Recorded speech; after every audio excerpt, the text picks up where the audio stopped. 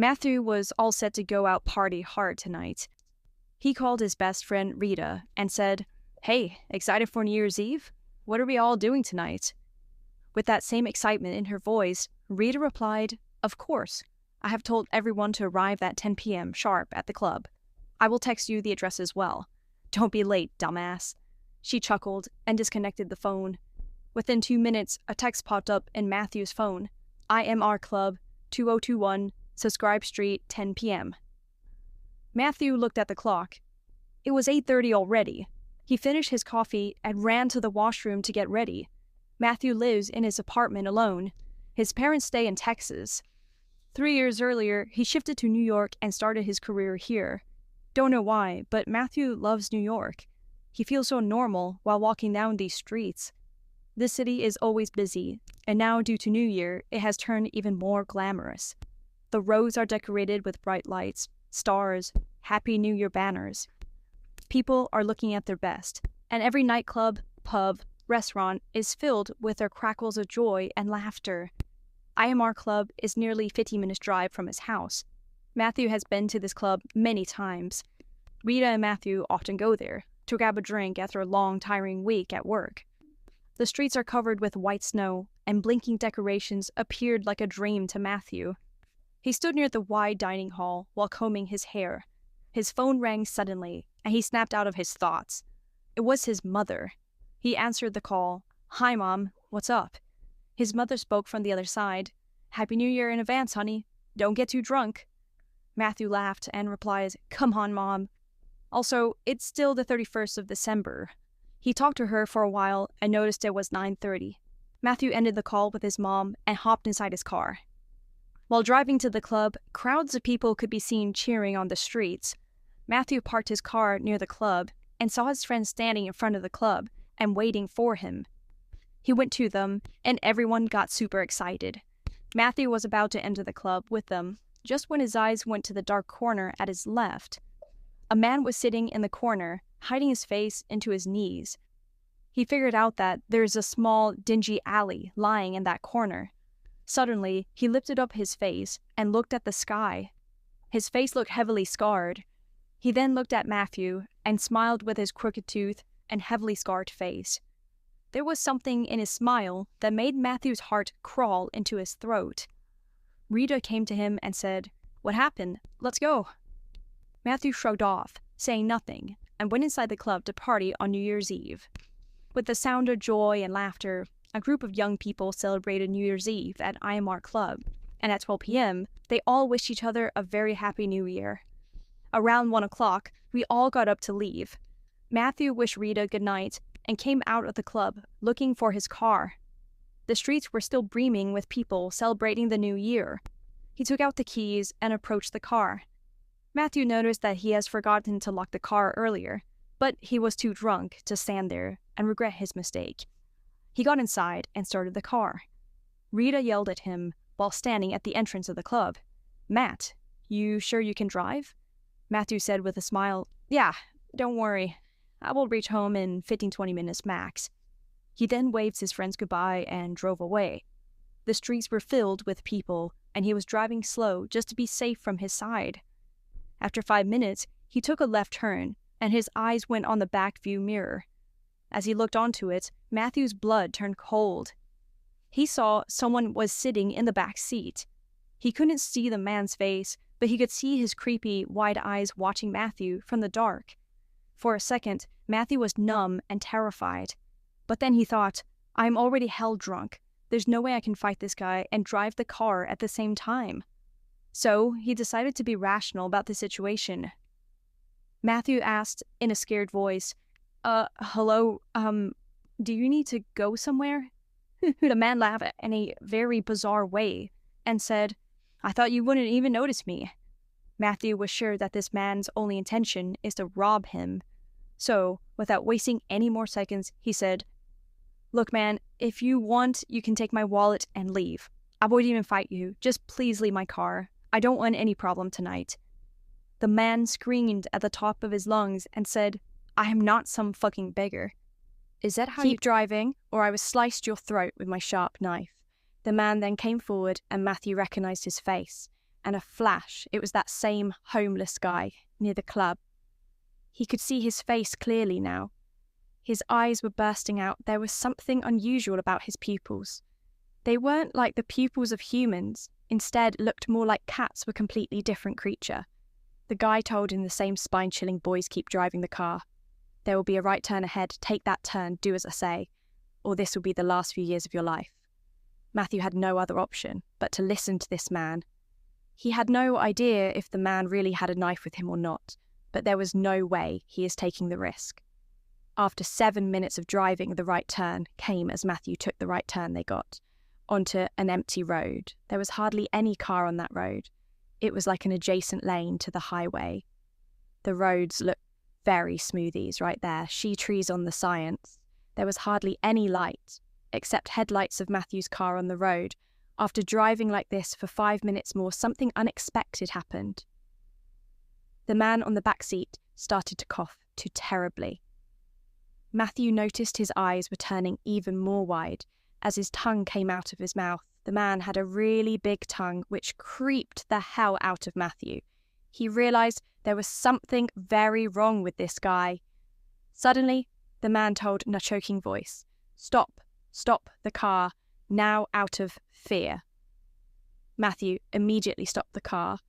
The man got out of his car. While coughing terribly, it felt like he couldn't breathe. Matthew said inside the car being numb. He didn't know what to do. He thought to drive back and get the hell away from this man as soon as possible. But something didn't let him. He sat in the car staring at this man's unusual behaviour. The man crawled on the road and came right in front of Matthew's car. The headlights were falling on him. What happened next?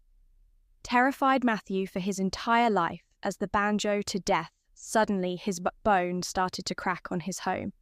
He sat down on the highway while screaming like a creature from another world. The sound of his bones creaking fucked up Matthew's mind completely. He was already in a state of trance due to the alcohol. Now, the sound of choking mixed with the bones cracking felt like a living nightmare. Matthew sorry at this guy and slowly realized that the horror is yet to come. After a few seconds like this, the man suddenly got up and started to tear his own skin from his body.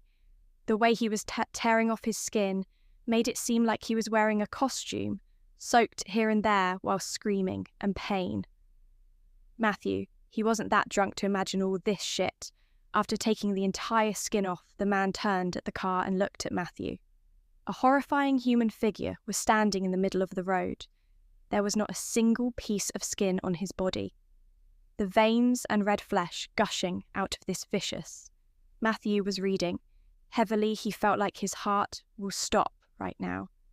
The man again stared at this guy and said in the scariest voice ever heard, like human years, "It's time to get anew." He just turned lucky, as this time, "I'm going to pick a woman. Happy New Year, Mats." The creature laughed in a demonic voice and haunted to the jungle like a full, four-legged animal and disappeared into the darkness of the woods. Matthew rushed his car way back home. He didn't talk, didn't come out for an entire week. He left New York after a month. He came back to his hometown one night. It was reading an article on Greek mythology, which made a truly terrifying revelation. Greek people believe in a demon who is said to be a shapeshifter or sometimes a skinwalker. These demons are said to acquire any creature skin or shape to hide in the human world. If you know, these are just some old scary folklores. But how can you ever tell anyone that this New Year's Eve, he actually came across a skinwalker? He praised the god that he never sees that creature again in his entire life. Adam woke up hearing loud screams. It was coming from his neighbour's house. They were having a New Year party. Adam looks at the clock. It was 12 p.m. He heard them wishing Happy New Year to each other. Adam's life has changed a lot. Within the last year, he got off from his bed and looked at his bedroom wall.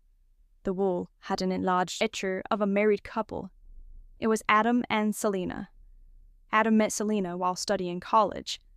They got married and were living a happy life when Selena suddenly changed into a different person. She seemed depressed all the time. Last year, on this day, Selena jumped from his office roof. Adam still doesn't know why Selena committed suicide. He doesn't even have the minimum idea of what she was doing at his office that night. Staring from his bedroom window, Adam saw the entire sky filled with colorful crackers. Everyone in the city is busy celebrating the new year, except Adam. He got back to his bed and tried to sleep. He has lots of work tomorrow. Just when he closes his eyes, his phone rang. It was a call from Sophia. Sophia was Adam's secretary, but she left the job last year. Adam answered the phone, saying, "Yes, tell me." Sophia replied in a soft voice, "Happy New Year, Adam." Adam said in an irritated voice, "Thanks, same to you," and disconnected the call. The next morning, Adam reached the office and entered his cabin. There were only a handful of people working today. Most of the employees are on holiday. Even though Adam could have taken a break, he didn't. Julia came with a cup of coffee and said, "Happy New Year, sir. Here's your coffee." Adam looked at her and said, "I am going to leave for a business meeting. I will be back in the office by 3 p.m. I will finish the rest of the files then and leave for home by 7 p.m. So just arrange the pending files for me and then take the day off." Julia nodded and went to put the cup on his desk. Suddenly, something very weird happened. As Julia was about to place the cup on the table, she felt like someone pushed her from behind, and the cup fell on the desk, spilling coffee all over Adam's white shirt. Adam stood up in anger, saying, "What the hell are you doing, Julia?" Julia said in tearful eyes, "I am so sorry, sir. I don't know what happened. I just couldn't control my hand. Felt like someone pushed it." Adam looked at her with an irritated face and yelled, "Oh, shut up. Just arrange the files and leave." Julia left the cabin with a sad face. She had no idea what happened all of a sudden. Adam got up and took a close look at his shirt. The coffee stain was quite big. He can't go to a business meeting like this. He called the officials and told them due to some emergency, he has to shift the meeting after lunch. Now, Adam will have to work late at night. He got on into his car and headed for home to change his cloth. His house was a half-an-hour drive from his office. He unlocked the door and got into his bedroom to change. He was tucking his clean shirt when his eyes went to the enlarged photo on the wall. He was beyond surprised. The photo that featured Adam and Selena on their wedding day was not there anymore. It seemed like someone scratched Adam's face, tearing the photo in many places. The glass of the photo frame was shattered too. Broken pieces of glass were lying all over the floor. Adam immediately called security. As the security picked up the phone, Adam shouted, "Did anyone get inside my apartment?" The security said that no one entered the apartment since the morning. Also, if anyone broke in, the door shouldn't have been locked. Adam was feeling confused and annoyed at the same time. He said to himself, "What the hell is wrong with my life today?"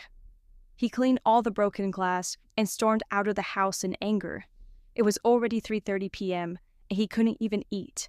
He met the clients in a conference room in a 5-star hotel. After all the troubles, the meeting finally started, and fortunately, it went well. After the meeting, Adam went to the hotel restaurant to eat. He looked at the sky from the large glass window of the hotel restaurant. The sun was setting on the horizon. The reflection of the restaurant could be seen on this huge glass window. Adam took the first bite of his sandwich and looked up again to the window. What he saw made his heart drop to his stomach. There was a reflection of him sitting in the restaurant, but who is that? Who is the person standing behind him? There was a reflection of a horrible-looking woman. Her face was partially bandaged and her body was covered in bloodstains. Adam turned around immediately, but there was no one. He was sitting all by himself. Adam felt like he knew this woman, but couldn't see her clearly enough in the reflection. He said to himself, "What is going on with my head today?" Somehow, he finished eating and went to pay the bills. He looked at the cashier and said in a low voice, "Excuse me, was there a woman here a few minutes earlier?"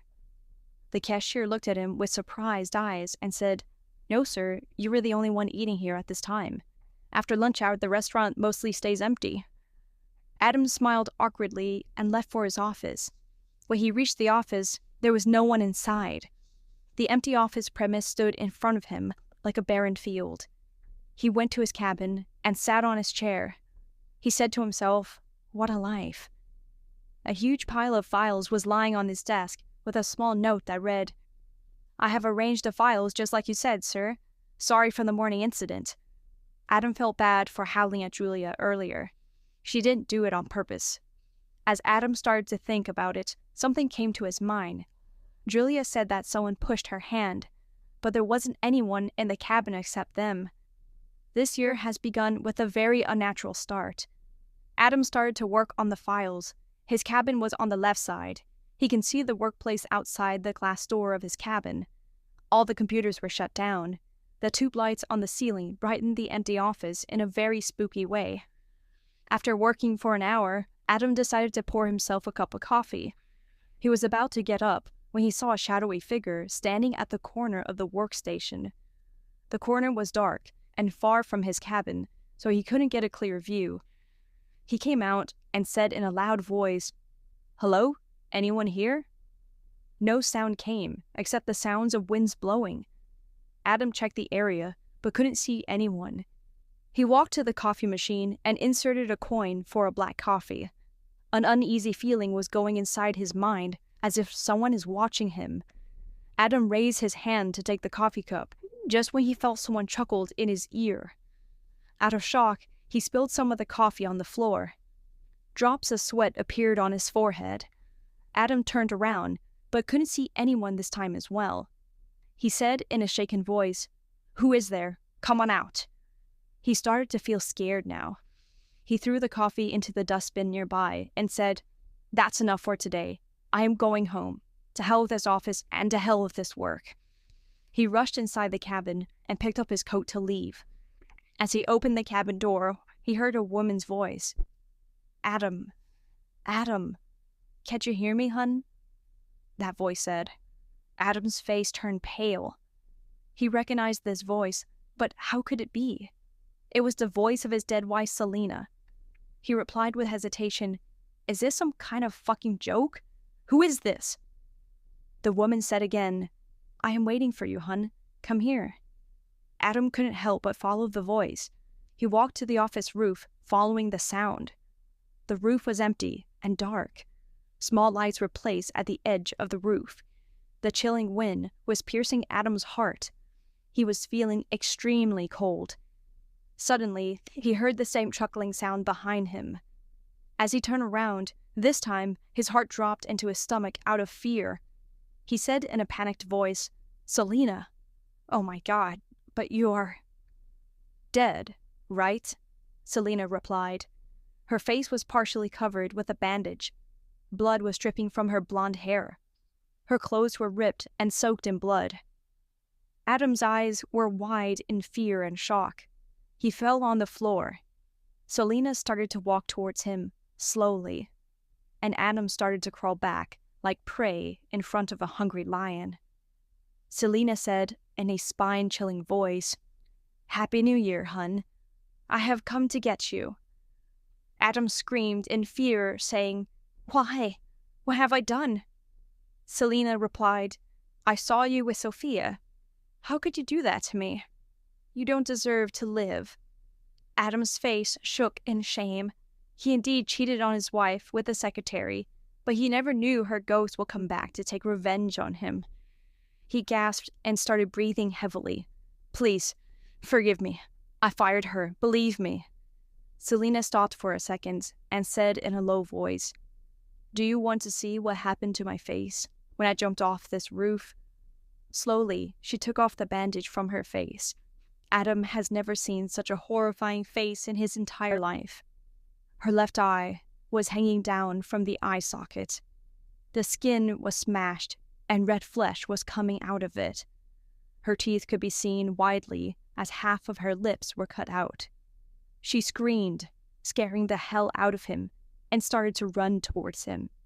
Out of fear and huge shock, Adam lost all his senses and ran towards the end of the roof without seeing the edge of it. With a loud thud and blood-freezing scream, Adam's body fell down from the 6th floor of his own office. Blood splattered all over the ground as his brains came out of his skull. The next morning, the local news flashed. An unfortunate death has taken place.